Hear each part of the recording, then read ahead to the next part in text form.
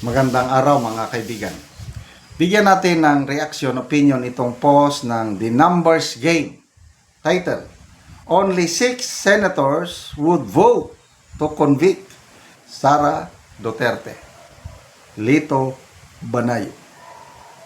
Political strategist Lito Banayo has cast serious doubt on the success of any impeachment move against Vice President Sara Duterte, asserting that the current Senate numbers are nowhere near the threshold required for a conviction.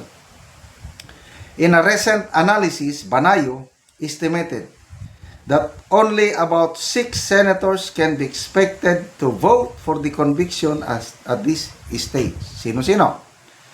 Senators Tito Soto, Ping Lacson, Risa Hontiveros, and Kiko Pangilinan.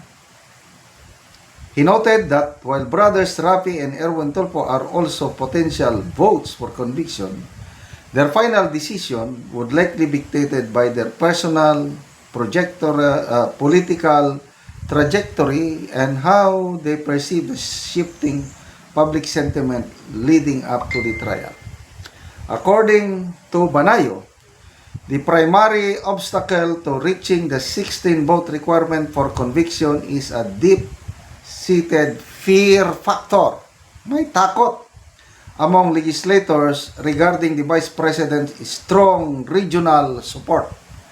He explained that many senators are wary of alienating the massive voting population of Mindanao and Central Visayas regions, where the Duterte name remains a dominant political force. This electoral hesitation, he argues, creates a significant buffer for the Vice President, as many lawmakers are unwilling to risk their future political viability by appearing to lead a persecution of a figure with such a loyal and geographically concentrated base. Furthermore, Banayo observed a growing reluctance within the House of Representatives to even initiate the formal impeachment proceedings. He suggested that many House members are becoming wary of signing a complaint, particularly after the Vice President's recent defiant proclamation and aggressive public messaging. Banayo concluded that because of the political cost of a conviction is currently too high for many lawmakers to bear, the impeachment effort lacks the necessary momentum to cross the finish line in the upper chamber, making a successful removal from office highly improbable. Hindi, malayo sa katotohanan under present circumstances. So, yan po ang mga litrato ng mga 4 na senador. Tito and Ping, Kiko and Risa. Sigurado yan. Nagreklamo naman si Senator Ping Lacson sa kanyang post sa X or dating Twitter. Wrong, sabi niya. My vote will depend on the evidence. If there is sufficient evidence to convict, yes, boboto ako ng conviction. Otherwise, I will vote for acquittal. Kung wala daw malakas na ebidensya, acquittal daw ang iboboto ni Senator Ping Lacson. Maniwala ba kayo sa kanya? Ako, I'm sorry. Mataas ang respeto ko kay Senator Ping Lacson as PMAer, as police officer, as PNP chief. Then malataas ang respeto ko nung yung unang pagsilbi niya bilang senador na anti-corruption. Hindi siya tumatanggap ng what's this? Pork barrel. Kailan ngayon 20th Congress, lalo na itong pag-upo niya as Blue Ribbon Committee Chairman, nawalan ako ng gana, nadismaya ko. Kanina may mga nakita kong post video, alumni homecoming sa PMA. At ang guest of honor and speaker nila ay si Senator Ping Lacson, PMA class of 1971. And that's good. Okay ako nun. Walang problema dun. Isa sa mga hinahangaan na PMAers, PMA graduate si Senator Ping Lacson. Kaya lang, nasayang lang na maraming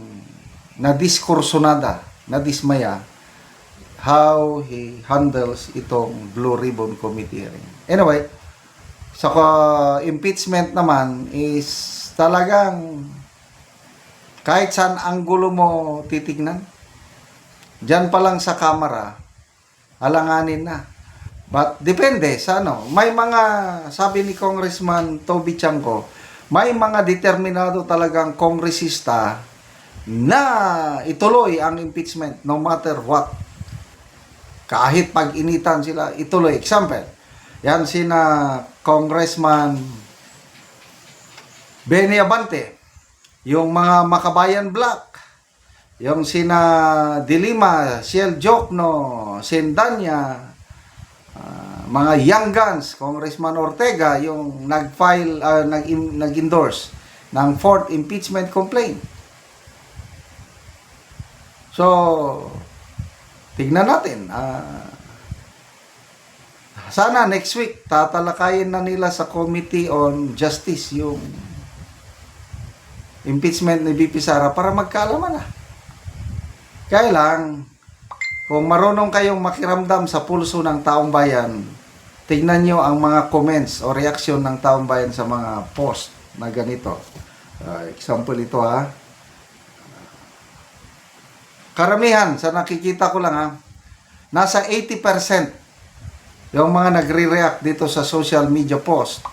Pabor na pabor kay VP Sara. 20% lang ang nag-a-again sa kanya or pumapabor sa magiging kalaban niya. Ganyan kalakas si VP Sara sa social media. Merong survey kanina yung Billionaire News Channel. Tinanong nila ang netizens. Kung boboto ka na sa 2028, how will you vote for VP Sara? Yung love emoji, yes na yes. 82.9% pumili ng yes na yes. Yung pumili ng no, yung angry emoji is only 0.11%. Ganon po kalakas si VP Sara sa taong bayan. Salamat mga kaibigan sa inyong pagsubaybay sa ating channel. Nakakatulong kayo ng malaki sa tribong Talandig ng Bukidnon dahil ang income natin sa channel na ito is pantulong sa tribo.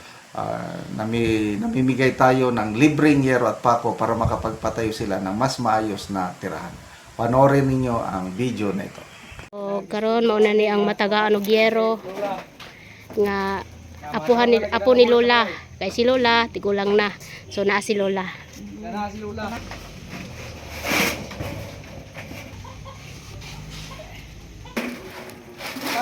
So nagtinabanga sila sa balay ni Lola. So nagpatindog si Lola sa iyang balay, iyang abuhan.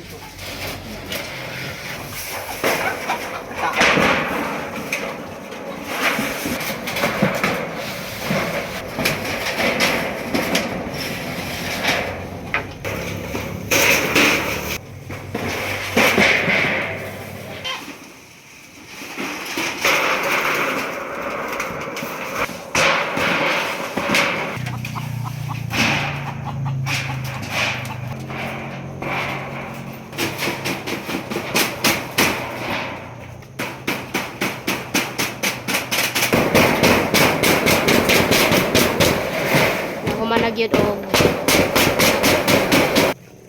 so nahuman nagyod ang abuhan ni Lola nga gipatindog niya human nagyod og atop. So nindot na dili na gituluan si Lola. Salamat Ginoo. Si Lola. So pila na imong edad la? Mag-86 na. So 86 na si Lola. So natarungan na ang imong balay Lola, tanawa. So nindot na kaayo. So si Lola 86 na ang iyang edad. og dako kayang pasalamat. Unta nga daghang pa ang matabangan ni Sir ni Ginoo nasama ka nako. Oo Lola. Salamat kay Nuho. Matusab sa nang sponsor ni ini. Gitabangan ako sa Ginoo dabira ka Sir. Sige Lola. So dako kayong pasalamat ni Lola kay natabangan siya. O salamat sa nagatan-aw o sa labaw po sa Ginoo nga natabangan si Lola. God bless.